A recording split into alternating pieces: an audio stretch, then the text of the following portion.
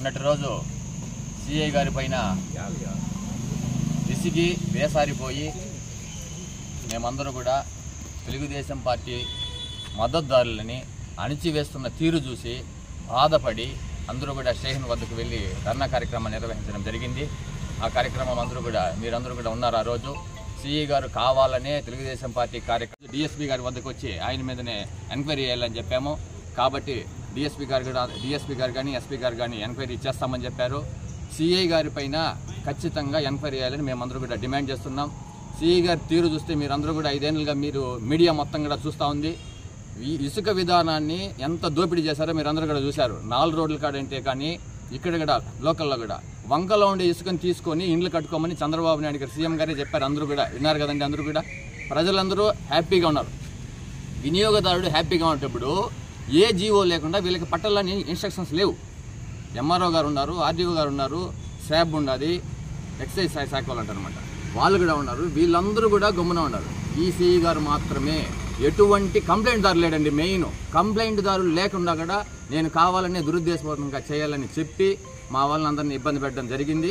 కాబట్టి మేమందరూ కూడా ఆయన మీద సీరియస్గా యాక్షన్ తీసుకొని సస్పెండ్ చేయాలని కోరుకుంటూ ఈ అవకాశం మీ అందరికీ కూడా ధన్యవాదాలు తెలియజేస్తున్నాను.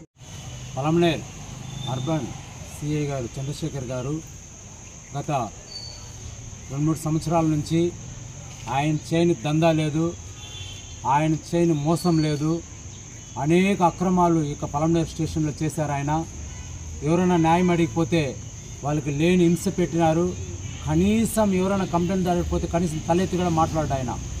అందులో భాగంగానే మొన్నటి రోజు సొంతంగా ఇల్లు కట్టుకునేదానికి ఈ యొక్క పెద్దబడిన రైతు వాళ్ళ సొంత పొలం నుంచి వంకలో నుంచి ఇసుక తోలుకుంటా ఉంటే అక్రమంగా ఆ డ్రైవర్ని పట్టి బాగా కొట్టి మధ్యాహ్నం 3 గంటల వరకు వాళ్ళ అన్నం లేకుండా నీళ్లు లేకుండా హింస చేస్తున్నారు.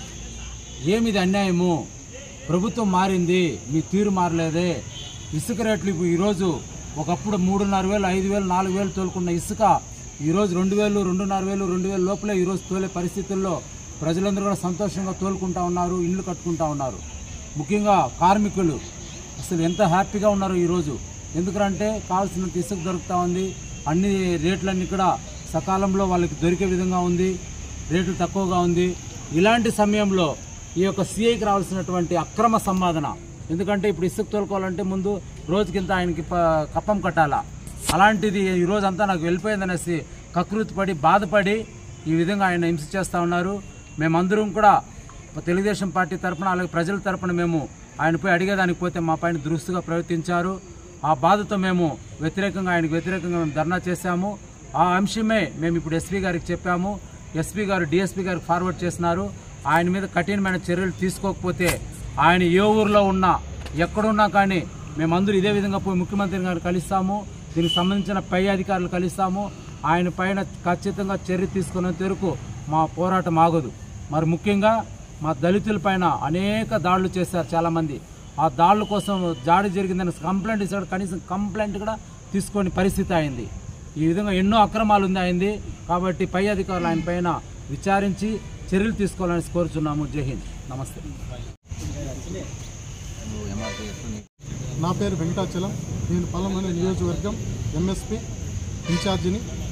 గత 2023 నుంచి మా గ్రామంలో ఒక ఆస్తి గొడవ వల్ల మాకు గొడవలు జరుగుతుంటే 2023లో జనవరిలో ఒక కంప్లైంటు, మార్చిలో ఒక కంప్లైంటు, సెప్టెంబర్లో ఒక కంప్లైంటు నా పైన దాడులు చేసిన ఫోటోలు, వీడియోలు అన్నీ చూపించినా కూడా కానీ ఎలాంటి చర్యలు తీసుకోలేదు మన సిఐ చంద్రశేఖర్ గారు.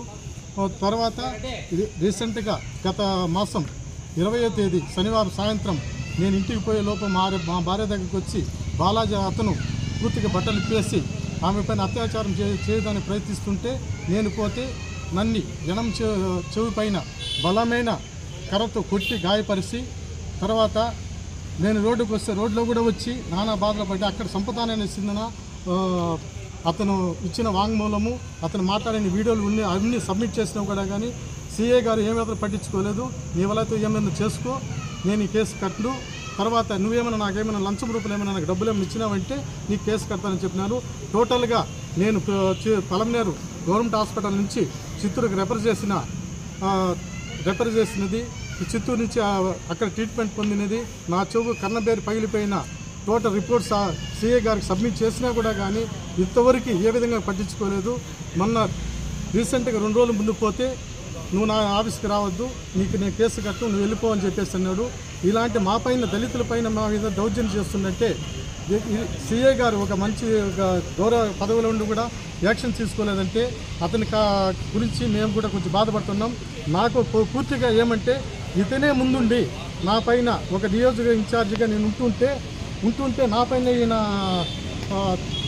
దౌర్జన్యం చేపిస్తాననేసి నాకు అనుమానం ఉన్నది. ఇది మన సిఐ గారి వల్లనే నాకు ప్రాణభయం అనేసి గత 20వ తేదీ నుంచి నేను పొలం నెల తల రాసుకున్నాను.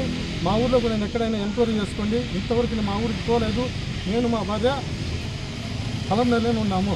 ఒక నైట్ ఒక చోటు ఉంటే ఇంకో చోట ఉన్నాము. మాకు ప్రాణభయం ఉన్నది, వాళ్ళ వల్ల ఉన్నది. దానికి పూర్తి సహకారం మన సిఐ గారు అందిస్తున్నారు. కాబట్టి దయచేసి అందరికీ నేను చెప్తున్నాను, కంప్లైంట్ డిఎస్పీ గారికి ఇప్పుడు ఇచ్చాము, డిఎస్పీ గారికి విన్నవించుకున్నాము. పూర్తిగా ఎవిడెన్స్ మాదిరిగా 2023 నుంచి వాళ్ళ ప్రత్యర్థులు నా పైన దాడులు చేసినవి, వీడియోలు, ఫోటోలు అన్నీ ఉన్నాయి. అన్నీ పూర్తిగా సబ్మిట్ చేస్తాము. దీనిపైన మీరు పెద్దలు మాకు న్యాయం చేయవలసినది. నాకు, నా భార్యకి, నా కుటుంబానికి ప్రాణహాని ఉన్నది. నాకు ప్రాణహాని నుంచి నాకు రక్షణ కల్పించి కోరుతున్నాను.